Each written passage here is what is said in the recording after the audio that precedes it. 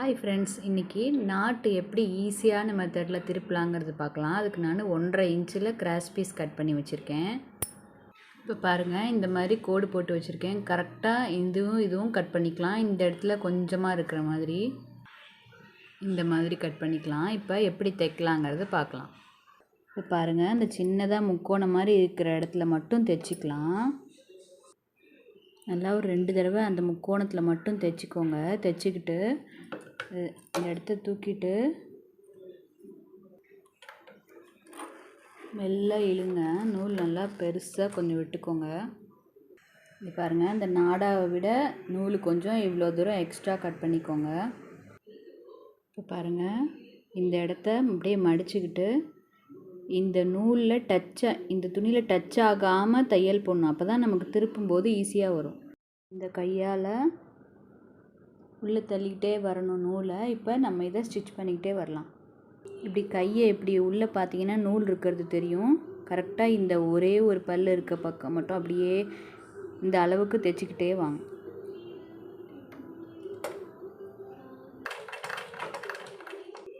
தைக்கும்போது இந்த நம்ம நூலை இழுத்து பார்த்துட்டே இருக்கணும். அப்போ மேலே சுருங்குதா பாருங்கள், மேலே சுருங்கும். இந்த நூலை இப்படி இழுத்திங்கன்னா அந்த மாதிரி நம்ம செக் பண்ணிக்கலாம். அப்போ நம்ம நடுவில் நூல் மாட்டலை அப்படிங்கிறது தெரிஞ்சுக்கலாம்.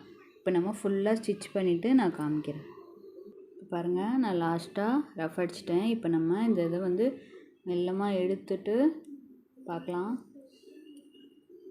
இந்த இடம் வரைக்கும் நம்ம மெல்லமாக அப்படியே கை வச்சு இது பண்ணி இழுத்துக்கிட்டே வரணும். நான் இப்போ காமிக்கிறேன் பாருங்கள்.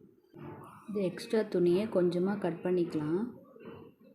கட் பண்ணிவிட்டு இந்த இடத்துல கொஞ்சமாக இப்படி தூக்கி விட்டுக்கோங்க. அப்போ தான் நமக்கு இழுக்கும்போது ஃப்ரீயாக வரும். நூலை மெல்லமாக பிடிச்சி இழுங்க, இல்லைன்னா நூல் கட் ஆகிடும். பாருங்கள், இந்த மேலே எண்டில் பிடிச்சிக்கிட்டு இப்படியே நீங்கள் கொஞ்சம் கொஞ்சமாக இழுத்திங்கன்னா சூப்பராக திரும்பிக்கும். பாருங்கள்,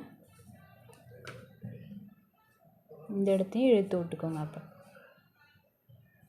உங்களுக்கு எவ்வளோ மெல்லிஸாக வேணுமோ இந்த மாதிரி மெத்தடில் நீங்கள் ட்ரை பண்ணிங்கன்னா சூப்பராக வரும்.